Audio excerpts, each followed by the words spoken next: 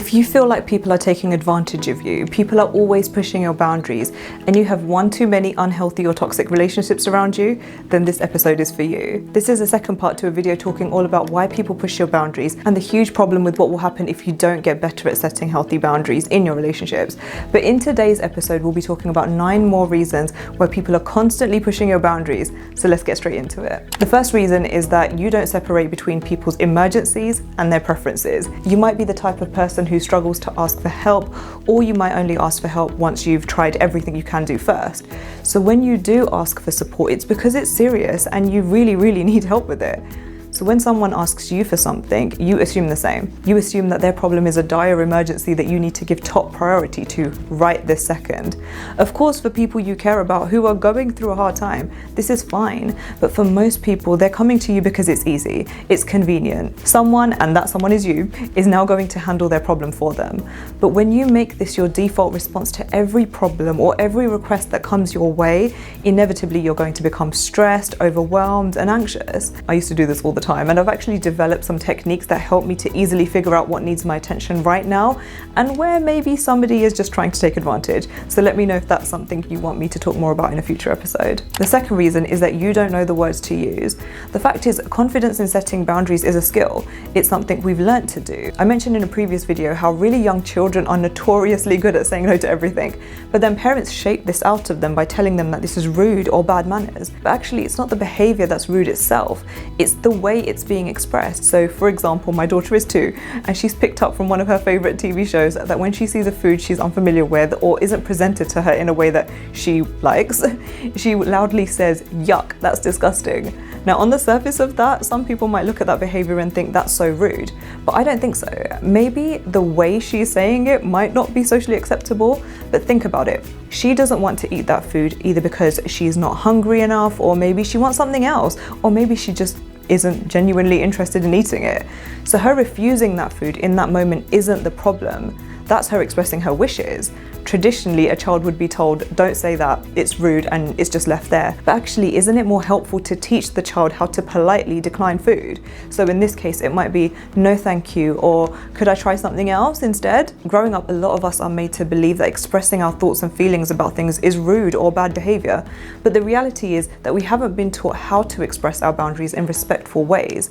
And over time, it gets ingrained into us that it's actually having the boundary that's the problem. The next reason is because you let them. This can be a hard pill to swallow when you're feeling like you're in a position where people are walking all over you and taking advantage of you.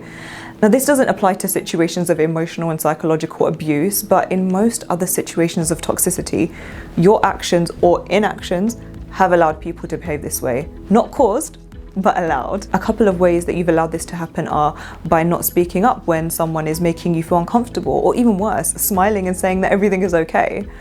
Always saying yes, despite the negative consequences to you. Sitting on the fence and not voicing your thoughts and opinions, putting people on a pedestal in your life way too early without them earning that position. Let me know if you want more on this, because there is a lot more to this than meets the eye.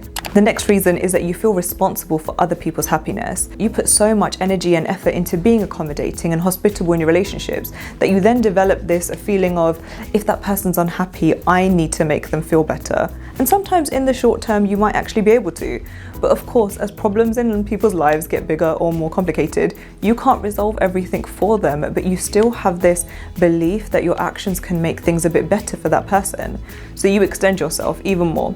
And even more, to the point where you're now overextending yourself. Now, I know that at the moment there is a narrative that you aren't responsible for people's feelings, but personally I don't entirely agree with that, but that's another topic for another day. But what I do believe is that you aren't solely responsible for other people's happiness. Whether or not someone happy is a combination of their circumstance, their mindset, and so many other factors, and most, if not all, of the reasons have nothing to do with you. You can contribute to brightening someone's mood up, you can help to momentarily bring some entertainment or excitement back into someone's life, but ultimately you aren't responsible for and you are not in control of other people's happiness. The next reason is that you're worried about what other people will think. Yes, we all have an innate desire to want meaningful connections with people. There is an element in us where we want to be liked, we want to be accepted. But as we get older, we begin to get more confident in who we are as people and then start to get more comfortable with which types of people we want to be around and which ones we don't. But for some people, the art of differentiating between who is good for us and who isn't really encouraged. In fact, we're often taught to be accommodating regardless of how people treat us. This obviously can get confusing, but above that, we develop a weird way of navigating these relationships. We think that for this relationship to continue or thrive, I need to behave a certain way, dress a certain way, say certain things, otherwise what will people say? I need to create an impression of myself that I am a certain way. This is such a dangerous and slippery slope because number one, who is they? Number two, they are never going to be fully satisfied because they is not one single person. So the line will keep moving of who you need to be even be accepted. And ultimately it comes down to not having a strong sense of self. But instead of independence and confidence being encouraged, we're taught, no, don't do that. Just adjust your thoughts, just adjust your opinions, your values, just so that other people like and accept you. The next reason is because you have too much empathy. Now, empathy is a skill that I think overall everyone can benefit from. In fact, I've even done a whole video on practical tips on how to become more empathetic. Some of the most successful people in the world have learned to balance high levels of empathy and credit this as one of the most important skills for emotional intelligence. But there is a side of this that can work against you.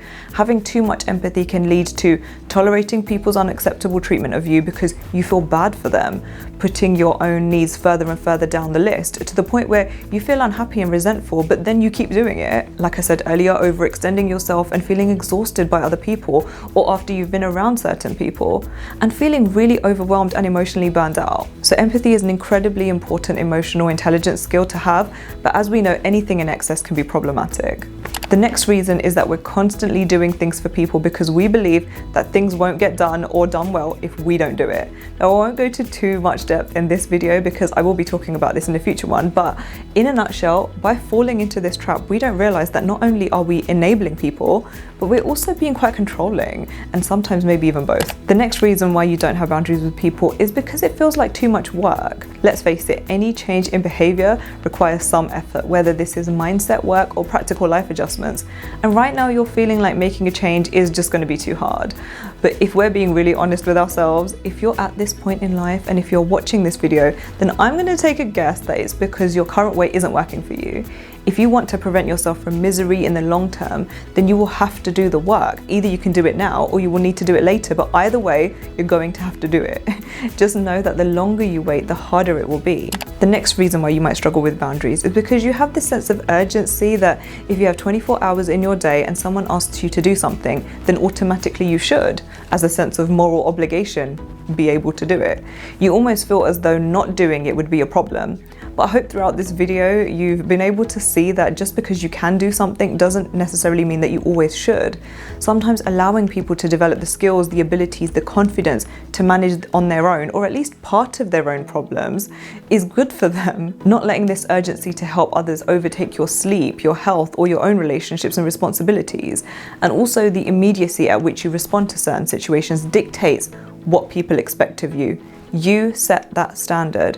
So if you make a habit out of automatically being there for everyone every time they ask, people will come to expect this of you. And then one day when you aren't able to keep up, or if you choose not to for whatever reason, then because of this underlying expectation that's been created, it can start to cause issues in your relationship with that person. So those were 9 reasons why you struggle with boundaries and why people take advantage of you. Let me know which one of these applies to you the most, and make sure to check out my previous episode for 10 more reasons and see which one resonated with you the most. Don't forget to subscribe for more content on relationships, mental health, mindset, and growth.